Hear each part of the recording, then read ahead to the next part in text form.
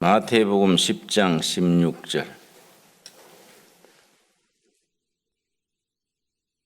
목요일이니까 이제 다 지났습니다.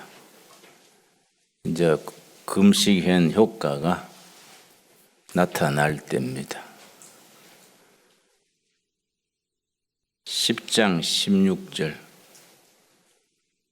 우리 모두의 기도 제목이 이 말씀에 들어 있습니다. 보라, 내가 너희를 보냄이 양을 이리 가운데로 보냄과 같도다.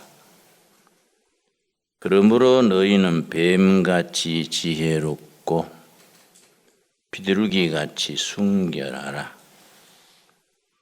예수님께서 제자들을 세상으로 보내면서 양을 이리 가운데 보내는 것 같이 안쓰럽다, 염려스럽다. 예수님이 당부하시기를 비둘기같이 순결하고 뱀같이 지혜로워라.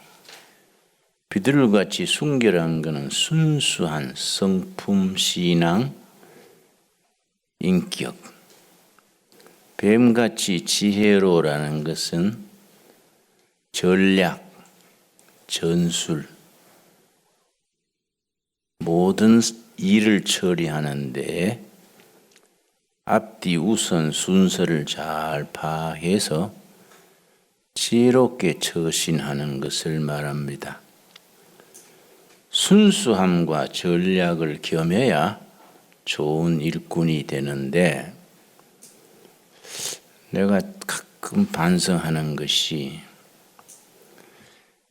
비둘기같이 순결하지도 못하고 뱀같이 지혜롭지도 못해서 중간에 어정쩡하게 오락가락 하는 사이에 좋은 세월이 지나고 좋은 기회를 그냥 흘려보낸 것이 아닌가 반성할 때가 있습니다. 뱀 같은 지혜, 전략적인 사고, 처신, 전략적인 대응, 그러면서도 변질되지 않는 순수함, 신앙의 기본에 흔들리지 않는 순수함, 이 두 가지를 갖춘다는 것이 참 중요합니다. 예수님께서 제자들을 세상으로 보내면서 이렇게 당부한 것이 대단히 중요하거지요. 그런데 이제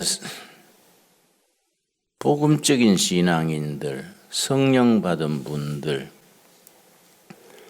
예수님께 헌신하는 분들의 한 가지 약점이 뭐냐 하면은 비둘기 같은 순수함을 유지하고 그걸 지키려다가 뱀 같은 지혜, 전략적으로 대처하지 못하기 때문에 모처럼 좋은 일을 하고 깨끗한 마음으로, 순수한 마음으로 했는데 결과는 뒤틀려지고 안 좋아지는 경우가 대단히 많습니다.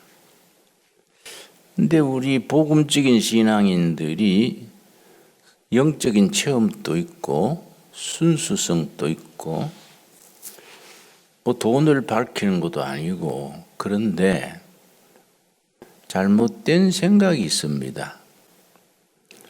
전략적인 얘기하면 그거는 성령 받지 않는 사람들이 하는 얘기다. 성령 의지하고 순수하게 나가면 그게 영적인 거이지, 전략적으로 생각하는 것은 인간의 꾀를 의지하는 거 아니냐, 그렇게 그릇되게 생각하는 경우가 적지 않습니다. 그러나 나이 들어가면서 이 마태복음 10장 16절을 자주 생각하고 읽습니다. 50년간 선교를 했는데 좀 더 지혜롭게 했으면 좋았을 것을, 하나님께 영광 돌리고 일도 잘 되고 무엇보다 같이 일하는 동료들 고생을 덜 시켰을 텐데, 나는 어차피 각오하고 나선 사람이니까 고생해도 나이 들어 빈털터리가 돼도 관계없다 치고, 같이 일하는 동료들은 그렇지 않단 말이에요. 두레마을 공동체를 오래 했는데 젊은 나이에 두레에 들어와서 사심없이 일하는데 7년, 8년 일하다가 공동체가 잘 안 되면 빈손 들고 나가는 거예요. 그 처자식도 있고. 근데 인생의 황금기를 두레에 헌신하고 나갈 때 빈손 들고 나가면 뭐 퇴직금 있는 것도 아니고, 그렇다고 우리 막상 사회에 나가서 선교 일에 공동체 헌신하던 사람이 마땅한 직장이 있는 것도 아니요. 그런 걸 여러 번 겪으면서 이거 문제가 있다, 그런 반성을 하는 겁니다. 내가 30살에 시작해서 무슨 돈이든지 들어오면 다 공금이다 생각하고 전부 회계부에 강의한기나 원고료나 뭐 이든 다 넣은 거예요. 깨끗하게 해야 된다고. 참 좋은 생각이지요? 근데 우리 아이들이 커가지고 대학을 들어갔는데 학비가 없어요. 그래서 이게 뭐 어떻게 된 기냐? 그렇다고 김진홍 목사가 애 등록금 꾸러 다닐 수도 없고, 이게 내가 지혜롭지 못한 게 아닌가. 교육보험을 들어놓는다든지 얼마씩을 저축해 놓는다든지. 그럼 아버지 어머니는 헌신했다 치고 자녀들까지 헌신한 건 아니라 이 말이야. 그래서 그런 갈등이 있는 겁니다.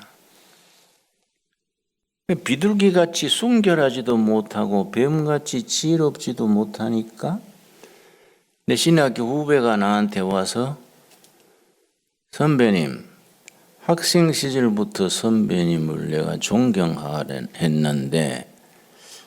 의문이 있습니다. 그 뭐요? 그랬더니 소문이 좋지 않습니다. 뭐이 안 좋은데?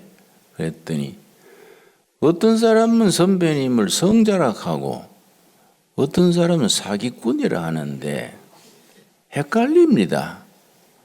어느 쪽입니까? 그거 참 실감나는 질문이요. 글쎄, 양쪽에 왔다 갔다 하는 거 아닌가? 응? 그러고 지냈는데 이 사실은 굉장히 우리 인생을 살아가는데 심각한 거예요. 잘한다고 했는데 중간에 일이 나빠지는 거예요. 근데 가만히 생각을 해보면 지혜롭지 못했어. 내 순수한 것만 생각하고 상대방을 생각 안 하고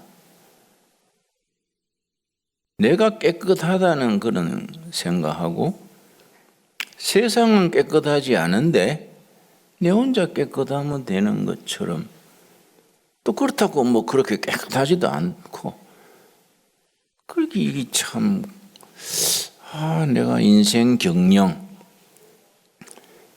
경영을 잘못한 거 아닌가, 그런 것을 실감나게 느낄 때가 있습니다.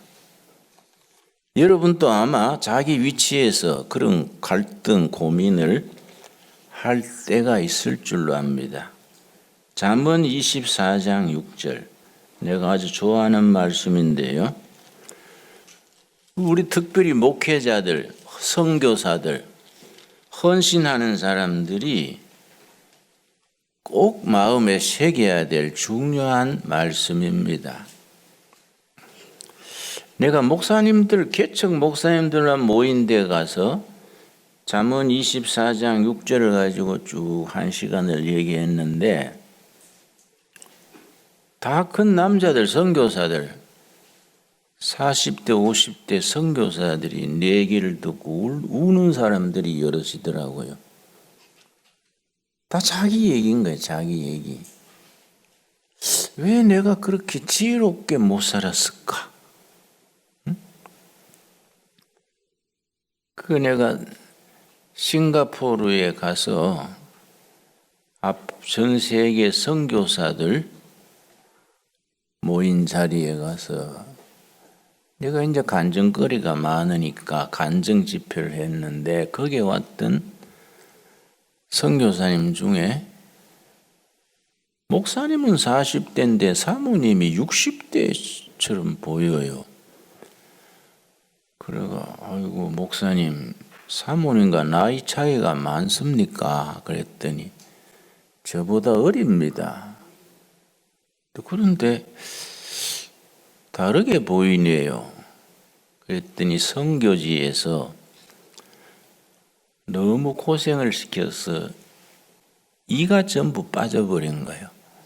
이가 빠져버려가 이가 빠져버리는 게 할머니지요. 그러니까 한 20살 더 보이는 거예요. 내가 잘못한 거지요. 응? 사모가 자기 헌신한 건 좋은데 너무 헌신하고 고생해서 사모가 나중에 이가 다 빠져버리니 그 목사님 내가 모금해가지고 임플란트라도 하게 할까요? 예, 너무 늦어서 그런 게 안 된답니다.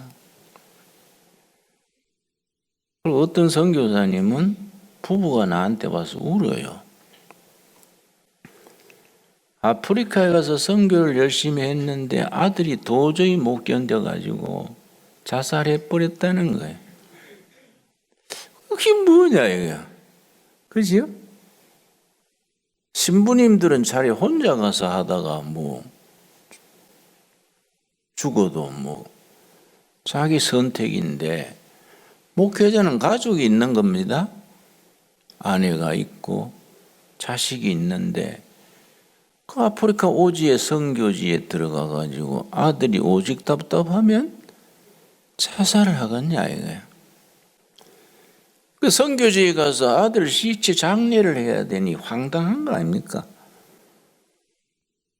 그래서 우리 개신교에 이 큰 문제가 있습니다. 우리 선교사를 25,000명 내보냈는데요. 도시에서 빈둥빈둥 하는 선교사도 한 10%, 12, 20% 되지요. MBC에 PD 수첩인가 거기에 다 나올 정도니까 도예지에 식모 새 때르고 흥청망청 하면서 선교 보고해가지고 이 교회 저 교회 지원 많이 받는 선교사도 있지요. 오직 그랬으면 PD 수첩에 나오겠습니까? 그러나 오지에 들어가서 정말 목숨 걸고 하는 선교사들이 더 많은 거요. 그런데 그 사람들이 요즘 코로나가 와가지고 교인이 줄고 헌금이 30-40% 줄지요. 그건 어쩔 수 없는 현상 아닙니까? 코로나 끝난 뒤에 교인이 다 회복될까? 줄어든 헌금이 다 회복될까? 의문이 되지요. 그러면 교회에서 예산을 줄이는 겁니다. 뭐부터 줄이냐? 선교비부터 줄여요. 해외 선교비. 그러니까 이게 본국의 교회 믿고 갔다가 본국에서 선교비를 끊거나 줄이면은 한 가정이 완전히 병신돼 버려. 내가 그걸 고민을 하는 거야. 그 문제다. 우리 주위에 그런 교회들이 여러 있습니다. 사실은 본교회 교인들이 굶어도 본교회 목사는 굶어도 선교비는 보내야 되잖아요. 근데 그런 배려가 없는 거예요. 그 내가 우리 마을에 농업선교 훈련원을 세우기 시작하는 거이 아프리카,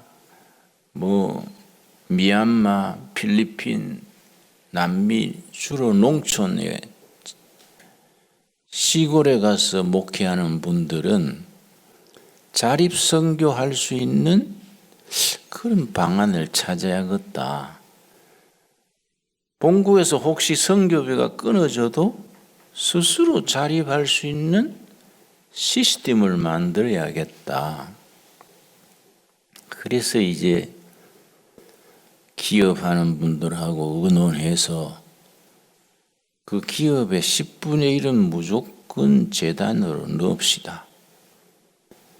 그러니까 선교사들 매월 얼마씩 보내는 거 하지 말고 자립할 수 있는 뒷받침을 합시다. 그래 우리가 이제 겉보기에는 별거 아닌 농장 같아도 7파트가 있어요. 여기 이제 현지 선교사가 하고 그 교회 신실한 청년, 평생 같이 일할 수 있는 청년 2명쯤을 초청하는 거예요. 1년간.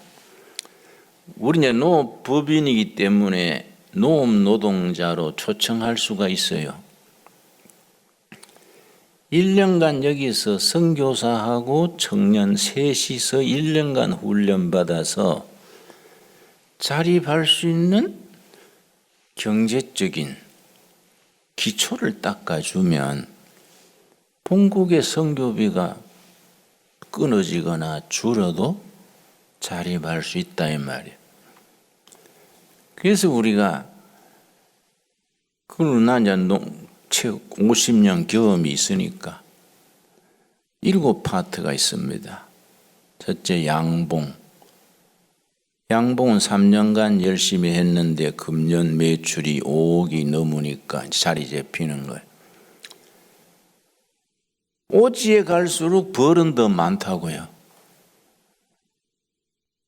벌은 네 땅 내 땅이 없어. 벌은 어느 땅이나 다니면서 꿀 채집해 오니까 꿀, 화분, 로얄 제리, 프로폴리스 그걸 봉산물 그래요. 그런 걸 해가지고 자립할 수 있는 기반을 만드는 거예요. 또 양계.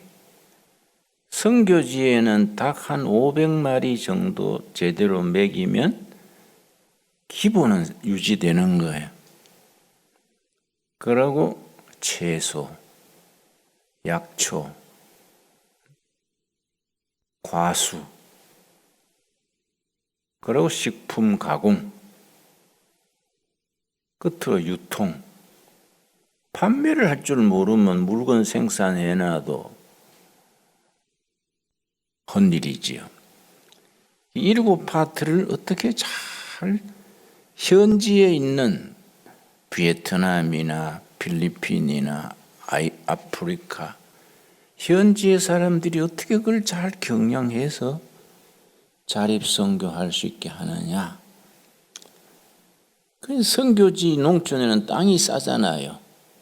토지값이 싸니까 한 5,000평 정도 땅에 선교 농장을 세우면 선교사와 그 교회 교인들의 젊은 사람들이 자립할 수 있는 거예요.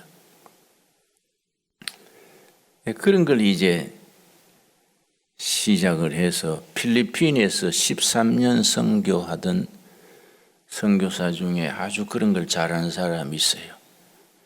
내가 지난번에 필리핀 가서 그 사람을 스카우트해 왔어.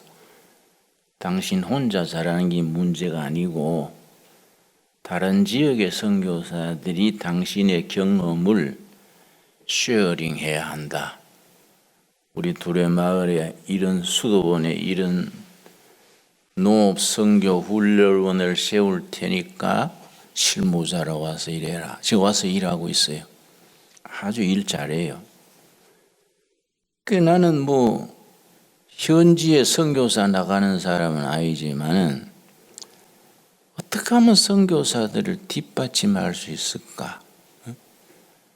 그 사람들이 선교하다가 아까 말하듯이 사모님 이빨이 다 빠져버리고 아들 자살하고 이래 돼가 또 선교 마치고 들어오는데 갈 데가 없어. 그건 우리 한국 교회의 부끄러운 부분 아닙니까? 그렇지요? 선교사를 내보내기는 잘해요. 25,000명 나갔으니까. 사후 관리가 안 되는 거야. 내보내는 것보다 뒷바라지가 더 중요하거든요. 그러니까 선교사의 생활비보다가 프로젝트 비용이 10배는 더 듭니다. 안 그렇겠습니까? 그냥 먹고 사는 걸로 선교가 안 되잖아요. 그 지역의 프로젝트를 잘해서 주민들을 모으고 훈련시키고 자기가 하고 떠난 뒤에도 그 교회와 선교사역이 잘 유지가 돼갈 수 있도록 해야 하는데 그런 데까지 총합적으로 신경을 못 쓰는 겁니다. 24장 6절, 잠언 24장 6절. 너는 전략으로 싸우라. 승리는 지략이 많음에 있느니라. 이것도 성경 말씀이에요.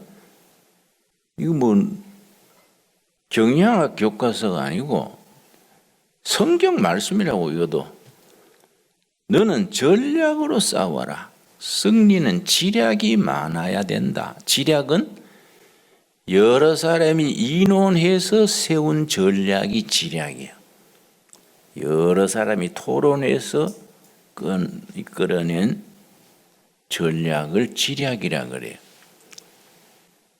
선교사역도 민족 복음화도 성공해야 될 거 아닙니까? 승리해야지. 중간에 흐지부지해지고 실무자는 바보 돼버리고 선교지는 흩어져 버리고 그러면 안 되지요.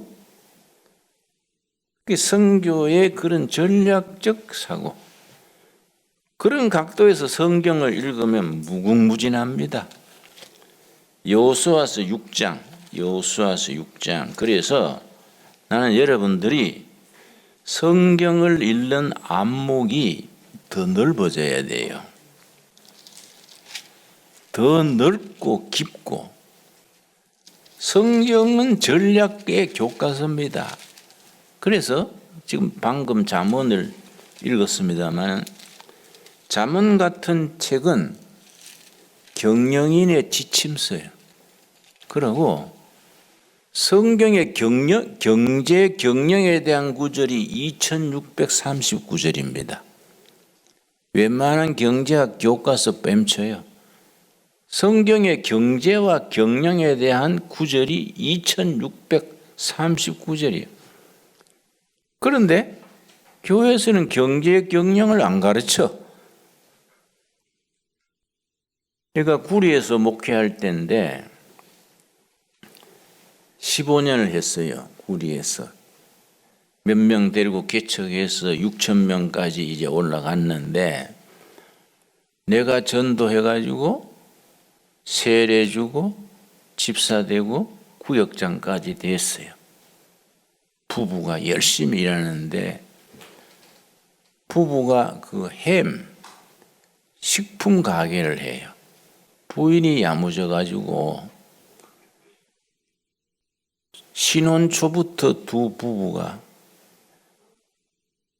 식품 가게를 해가지고 돈을 모아서 지점 2개 세우고 아파트 2채 사고 애들 3명 잘 키우고 열심히 했어요. 밤 11시에 어느 날 찾아왔어요. 그 11시에 찾아오는 게 밤 11시이고 어렵잖아요. 밤중에 웬일이요? 부인이 펑펑 울면서 목사님, 신혼 초부터 부부가 15시간 일했습니다. 그래가 이제 가게도 3개 되고 아파트도 2채 되고 살만했는데 몇 년 전에 내 친구한테 보증을 서줬더니 그쪽에 IMF 때 망해가지고 자기 보증하는 가게 3개, 아파트 2채 다 넘어갔대. 길에 나앉게 됐대요. 우리 애들 데리고 지금 이 길에 나앉아서 어떡합니까? 그 내가 답답했어. 야, 이 사람들아, 성경 잠언에 보증 서지 말라고 3번이나 나와. 너희는 보증 서지 말지니라. 잠언에 3번 나와요.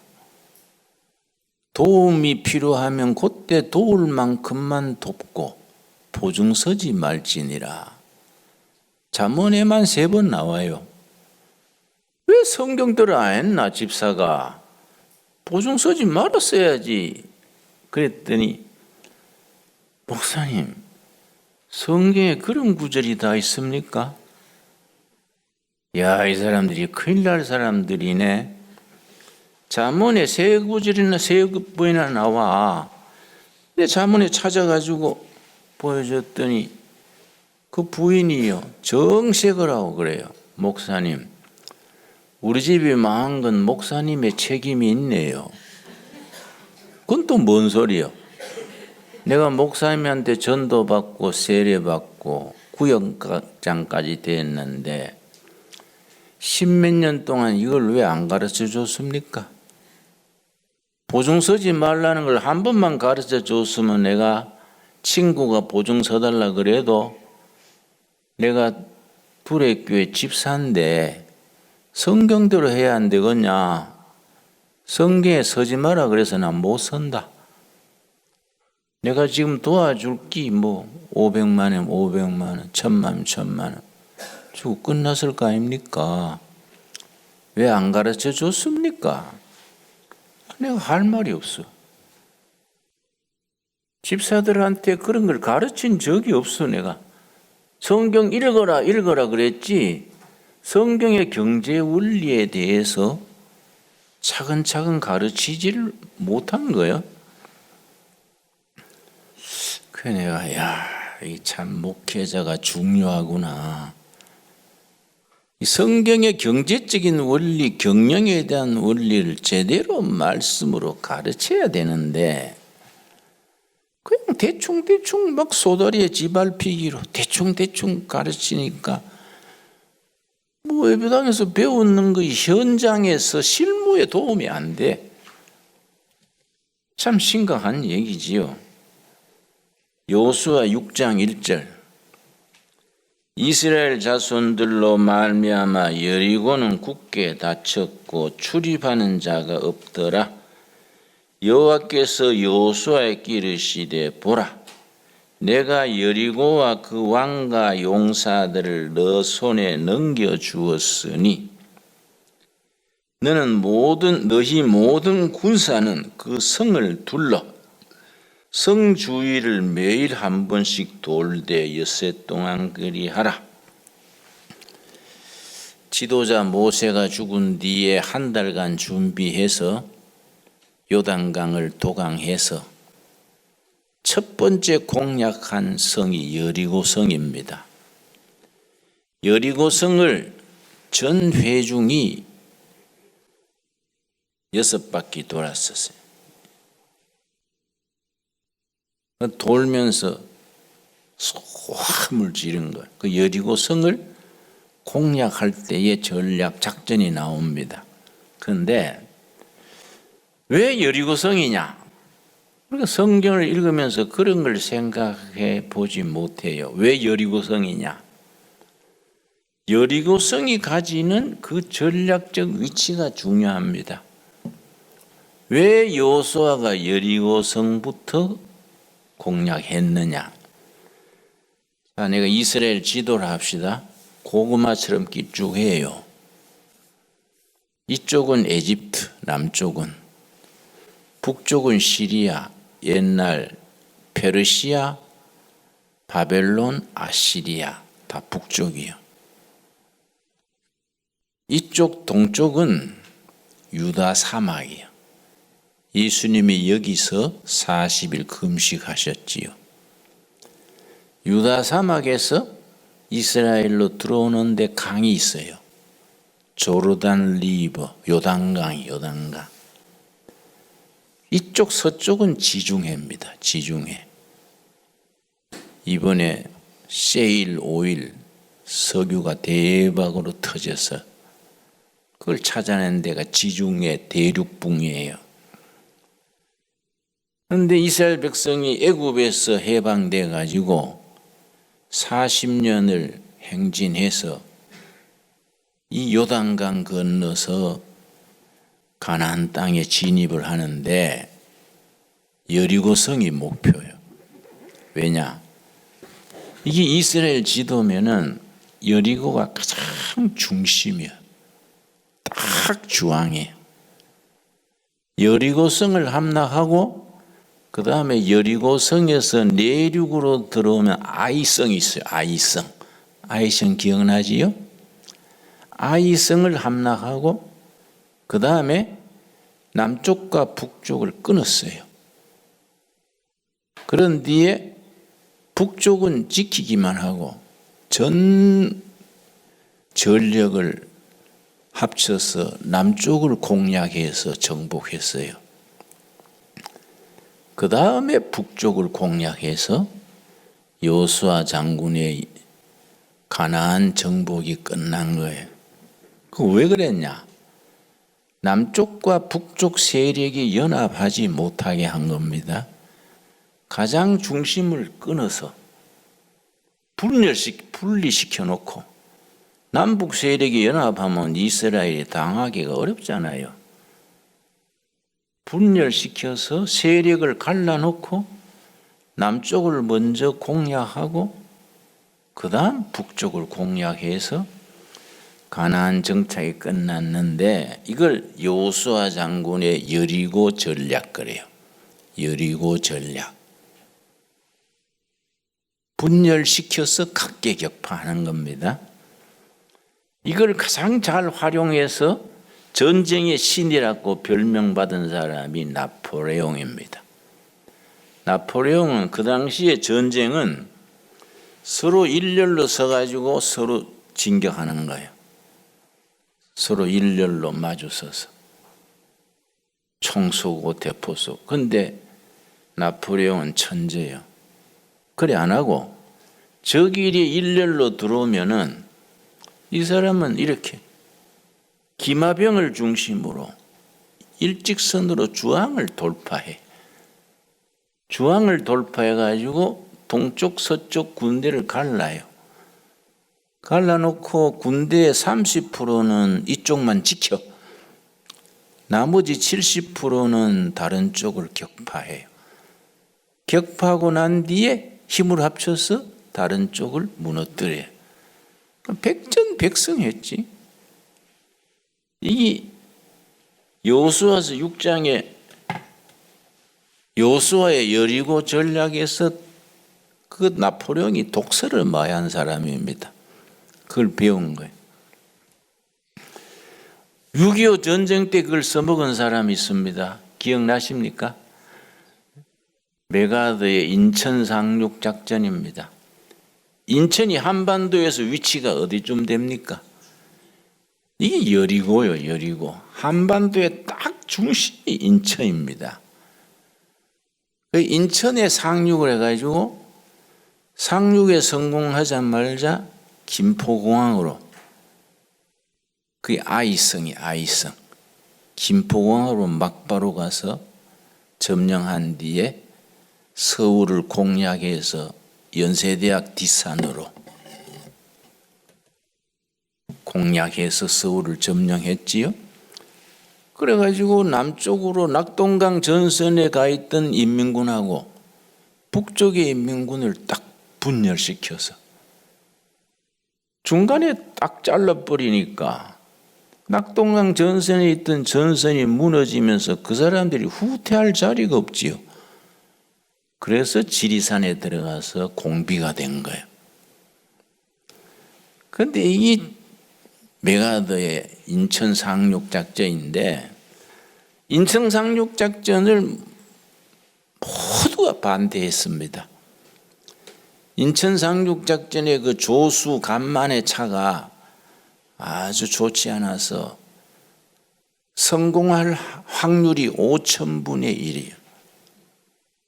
그러니까 미국의 트루만 대통령, 해군, 미국 육군성 참모들 전부 반대했어요. 5,000분의 1의 가능성을 가지고 어떻게 대군을 움직이냐? 그건 불가능합니다. 그러니까 메가더가 뭐라고 했냐면, 그러니 성공하는 거다. 김일성과 참모들도 그렇게 생각할 거 아니냐. 인천 상륙작전이 안 되는 거다 생각하니까 방비가 허술할 거 아니냐. 그러니까 인천은 여수와서의 여리고다, 여리고. 응? 그래서 메가더가 강행을 해서 인천 상륙작전을 성공시켜서 낙동강 전선에서 나라가 무너질 뻔했는데, 그때 낙동강 전선이 무너지면 부산이 떨어지거든요. 그래서 메가더 사령부에서는 유엔군 국군을 일본 오사카로 피난시키려고 준비를 다 했어요. 그런데 이승만이 버틴 거지. 그때 진해 정부가 있었는데 프레지던트 리 오사카로 옮깁시다. 그래, 이승만이 인물이야. 내가 진해 앞바다에 빠져 죽었으면 죽었지 안 옮긴다.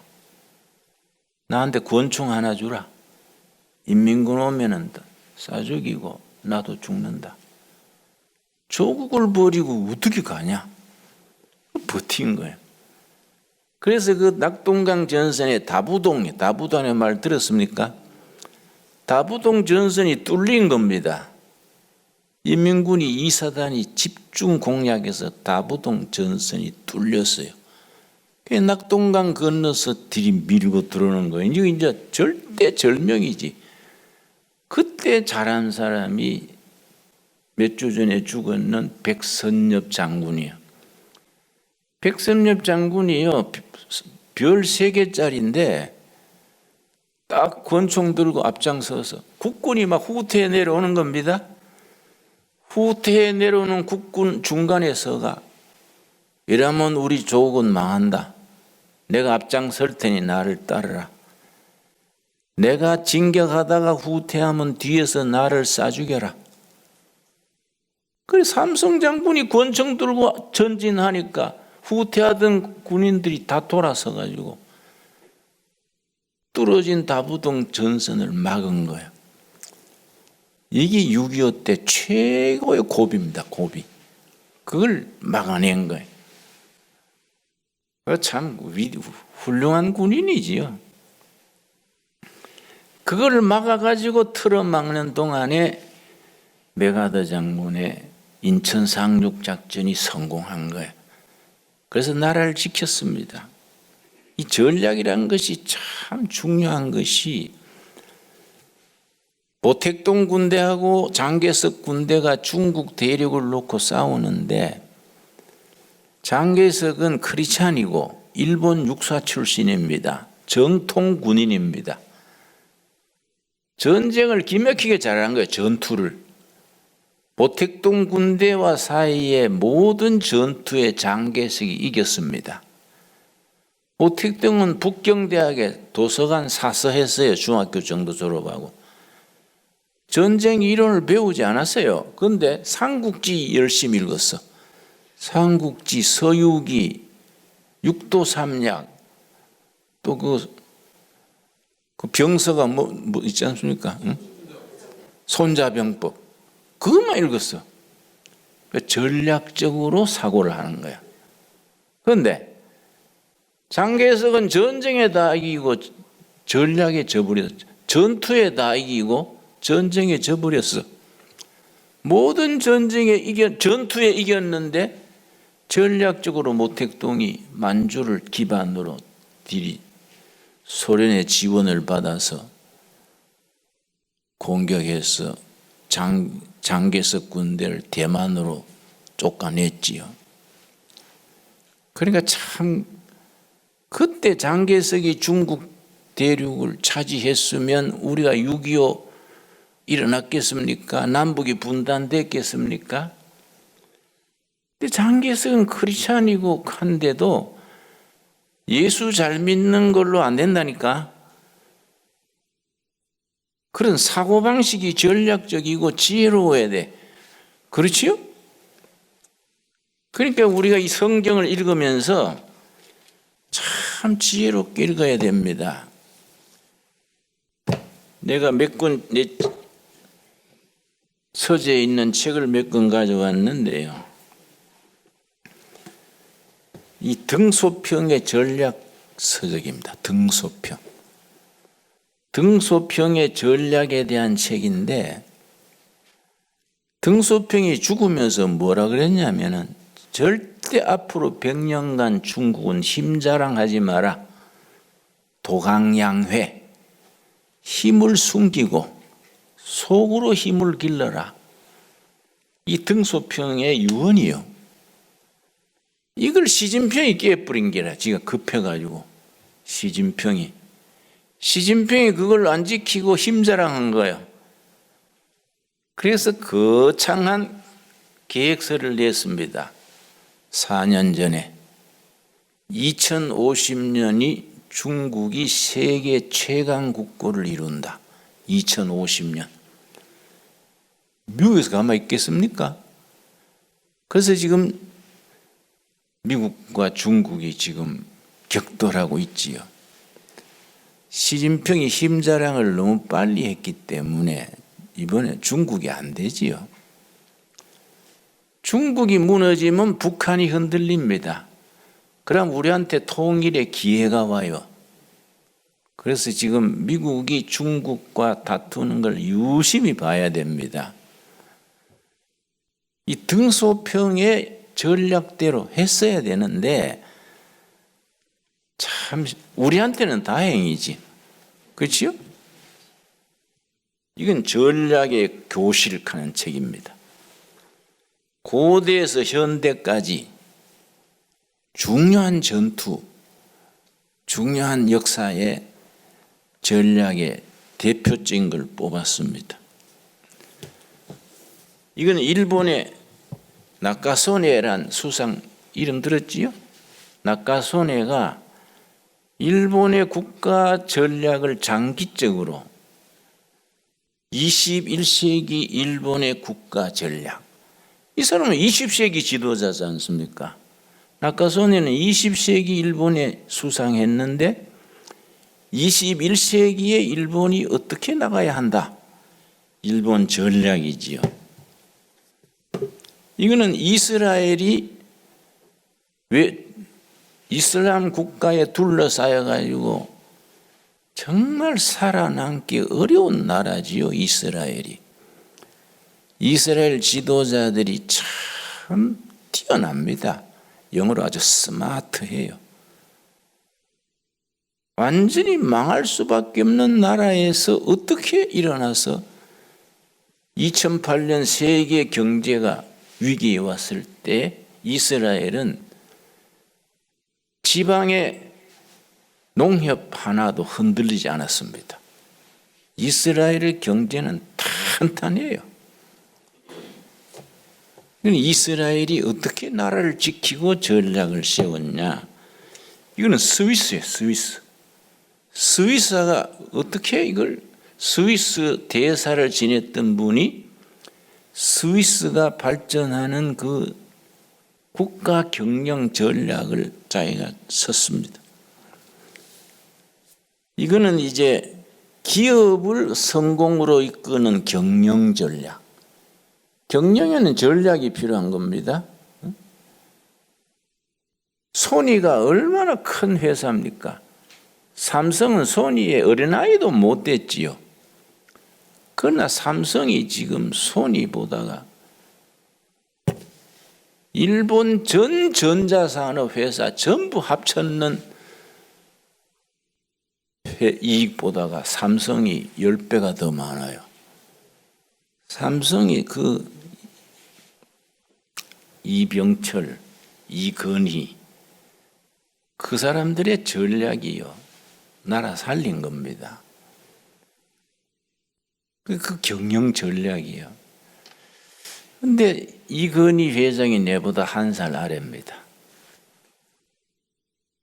그 김정일, 죽은 김정일, 이건희, 김진웅 나이가 1살 차이요. 김정일과 이건희는 42년생, 나는 41년생인데 몸에 병이 있었어요. 아픈 자리가 꼭 같아. 관상동맥이라고, 심장에 들어가는 동맥이 막히는 거. 꼭 같은 병이랬습니다. 나도 거기 서울대학 병원 가가지고 시술이지요. 허벅지에 핏줄로 넣어서 그걸 뚫었어요. 스턴트를 2개 박았어요. 한 15년 전에. 지금 생생하잖아요. 그 뒤에 관리를 잘하니까. 같은 부위에 같은 병인데 김정일은 죽었지요. 이건희는 삼성병원도 있는데 골프 치다가 피가 막혀서 쓰러져 지금 식물인 건 아닙니까? 재벌이고 한나라의 권력자라도 시골 목사인 김진웅만 못한 거예요. 왜냐? 자기 관리를 안 했어. 자기 관리 안 하고 재물 믿고 권력 믿고 한다고 됩니까? 그게 심장에 가는 피가 막히면 지는 대책 없는 거지.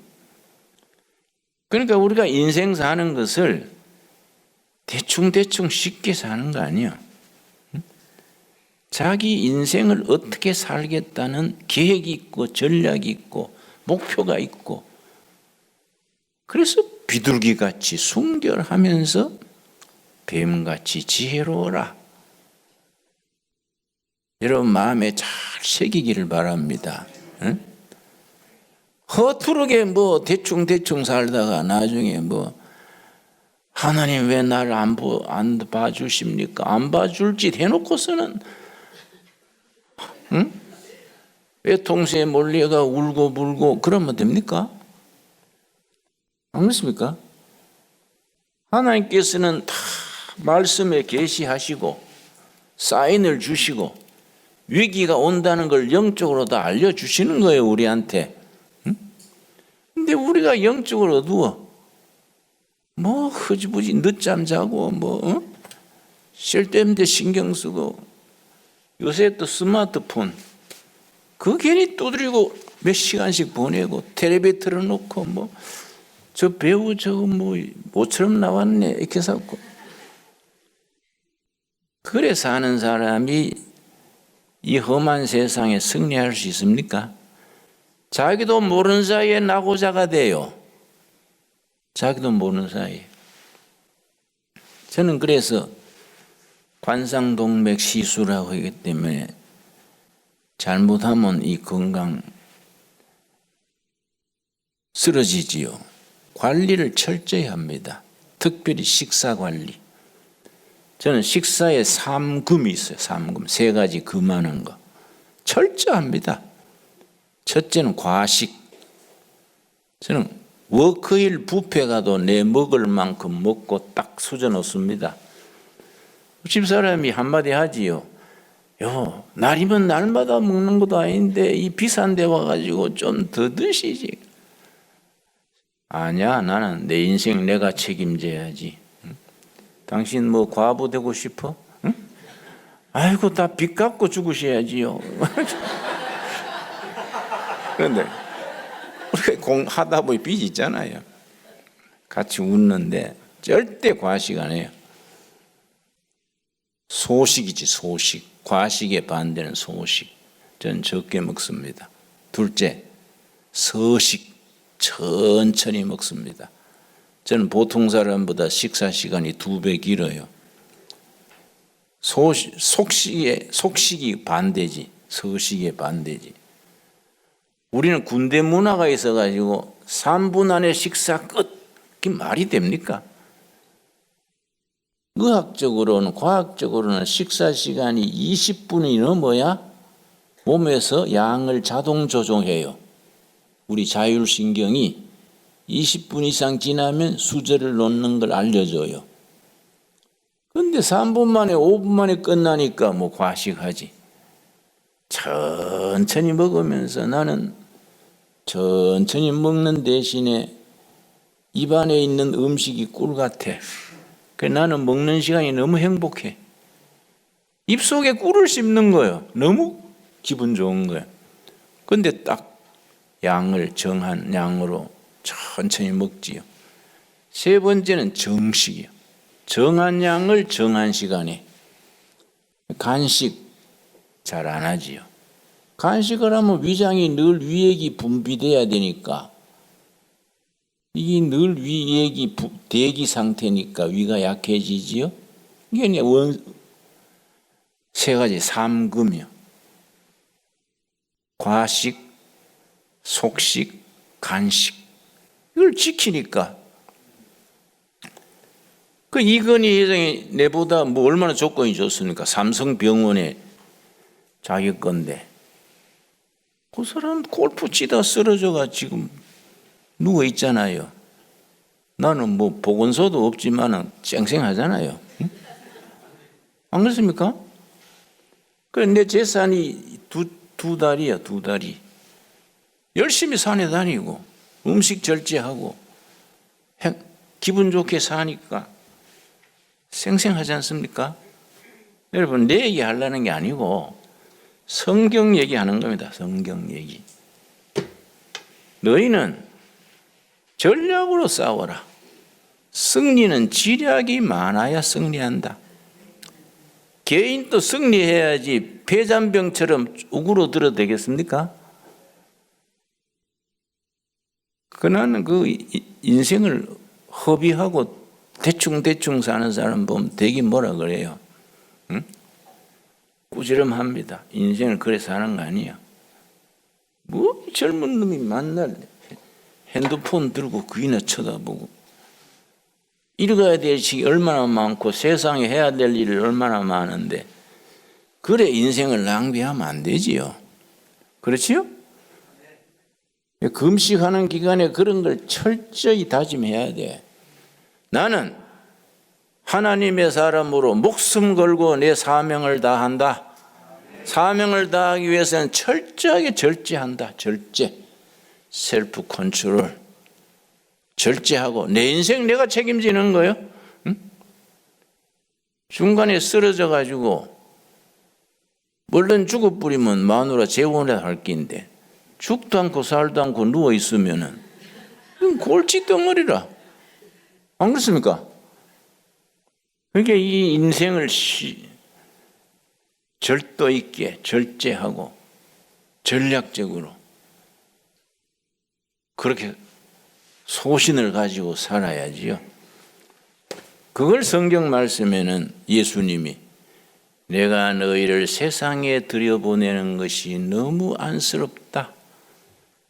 비둘기같이 순결하고 뱀같이 지혜로워라. 우리에게 주시는 말씀으로 받을 수 있기 바랍니다. 기도하겠습니다. 하나님 감사합니다. 우리를 10일 금식에 축복된 기간 주셔서 감사합니다. 중간에 지치기도 하고 배도 고프고 힘들었지만은 오늘까지 8일째 잘 지내게 하셔서 감사합니다. 내일 금요일 토요일 마칠 때까지 성령님이 함께 하셔서 우리로 절제 사람이 되게 하시고 말씀의 영감을 받아 전략으로 생각하고 그렇게 사업하고 자기 관리에서부터 가정관리, 직장, 모든 재물, 모든 것을 하나님의 뜻에 합당하게 살아가게 하여 주시옵소서. 우리가 소홀하고 게으르고 그래서 나중에 하나님 앞에 변명하지 않도록 지금부터 확신을 가지고 자기 자신을 성도답게 하나님의 아들, 딸답게 확신에 서서 한 걸음 한 걸음 나가서 행복한 인생, 건강한 인생, 베풀고 나누는 복된 삶으로 이끌어 주시옵소서. 예수님 이름 받들어 기도드렸사옵나이다. 아멘.